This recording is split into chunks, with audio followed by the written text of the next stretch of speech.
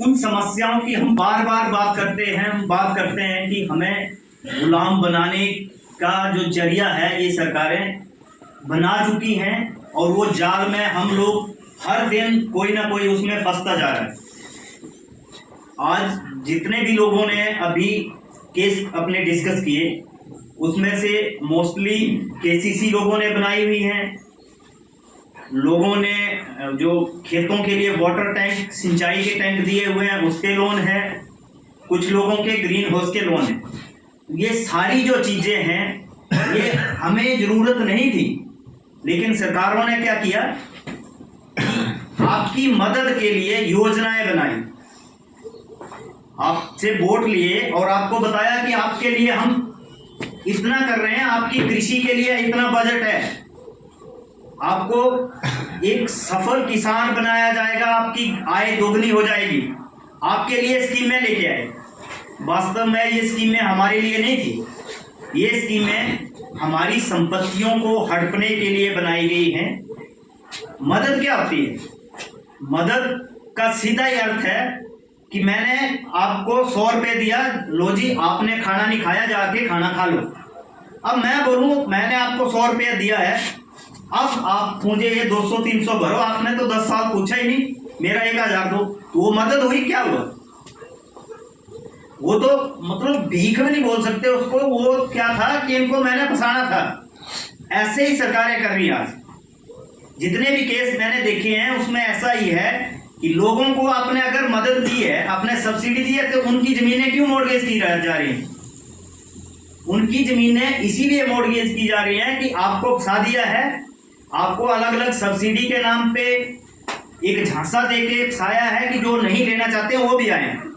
वो लोग आए, भोले भाले लोग थे, उन्हें ठगा गया और उनकी संपत्तियां अटैच कर ली गई, और आज बारी बारी से सभी लोगों की संपत्तियां जो है नीलाम की जा रही हैं और पूंजीपतियों के हवाले की जा रही हैं। आज जरूरत है हमें अपनी अपनी संपत्तियां बचाने के बजाय, हमारी तो बच ही जाएंगी जब हम आगे आगे हैं। अब हमें उन सभी लोगों तक इस अभियान की जानकारी पहुंचानी है कि हमारे देश को किस तरह से आर्थिक रूप से गुलाम बनाने की कोशिश हो रही है। देखो, कोई भी देश तभी गुलाम बनाया जा सकता है, चाहे वो देश है चाहे व्यक्ति है। देश कैसे बनता है? देश के एक एक नागरिक से। अगर मैंने आपको पैसा दे दिया है, आपको आर्थिक रूप से गुलाम बना दिया है, तो आप मेरे लिए, मैं जो बोलूँगा आपको करना पड़ेगा। ऐसी ही स्थिति तैयार की जा रही है कि पूरे देश को आर्थिक रूप से गुलाम बना दिया जाए, और फिर ये जो राजनेता हैं ये आपसे मनचाहा अपने तरह जैसा वो करना चाहते हैं वैसे करवाएं।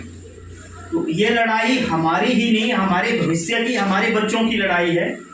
इसके लिए आगे आना पड़ेगा, जागरूक होना पड़ेगा, इस षड्यंत्र का पर्दाफाश करना पड़ेगा।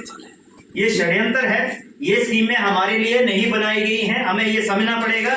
ये स्कीमें हमें लूटने के लिए बनाई गई हैं, और इन स्कीमों का बहिष्कार करना पड़ेगा। हमें ऐसी किसी भी गवर्नमेंट स्कीम को नहीं लेना है जिसमें हमें लोन दिया जा रहा है। खासकर तो अवेयर हो जाइए आप लोग सभी। सबसे पहले तो कर्ज मुक्त भारत अभियान से जुड़िए। आपकी जानकारी हम सरकार को दे रहे हैं। आज आप कर्जे में हैं, इसके पीछे सरकार की गलत नीतियां जिम्मेवार हैं, ये हमें सरकार को बताना पड़ेगा। और सरकार से 1-1 रुपए का कर्जा माफ करवाएंगे, लेकिन ये कब होगा? जब हम सामूहिक प्रयास करेंगे, संगठित होकर अपनी आवाज बुलंद करेंगे। आज जैसा कि मैंने आपको बताया कि जिन भी लोगों के एग्रीकल्चर के लोन हैं, नाम दिए गए हैं कृषि ग्रामीण विकास बैंक, और दूसरा हिमाचल में जो कोऑपरेटिव बैंक है। ये क्या है? ये भारत सरकार के ही उपक्रम है। सोचो, जिस सरकार को हमने बनाया और किस लिए बनाया कि हमारी कोई भी परेशानी होगी सरकार हमारी मदद करेगी। और आज जो हमारी मदद हो रही है ये देखिए किस तरीके से हो रही है। और आज आपकी प्रॉपर्टी मान लो पूंजीपति ले लेते हैं, तो आपके बच्चों का फ्यूचर कहाँ है? सरकारी संपत्तियां तो पहले ही बेच दी है सारी। जहां पे नौकरी करते थे वो नौकरी के लिए ऑप्शन थे, वो तो लगभग बेच चुके हैं। अब आपकी संपत्तियों की बारी आ गई है, तो सोचिए हमारे बच्चों का फ्यूचर कैसा होने वाला। तो इसके लिए लड़ाई लड़नी पड़ेगी।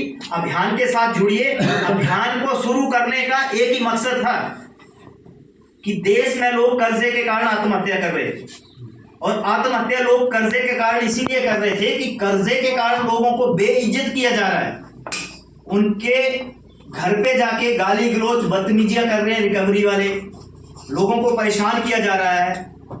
तो लोग क्या करता है, बेइज्जती ना हो मेरी, सामने नहीं आते। पहले तो कर्जे वाले लोग बाहर आते ही नहीं थे, लेकिन अब क्या हो रहा है, धीरे धीरे सभी लोग संगठित हो रहे हैं। लोगों को लग रहा है कि मैं अकेला व्यक्ति नहीं हूं जो कर्जे में है, बहुत से लोग हैं जो कर्जे से परेशान हैं, तो लोग आगे आ रहे हैं।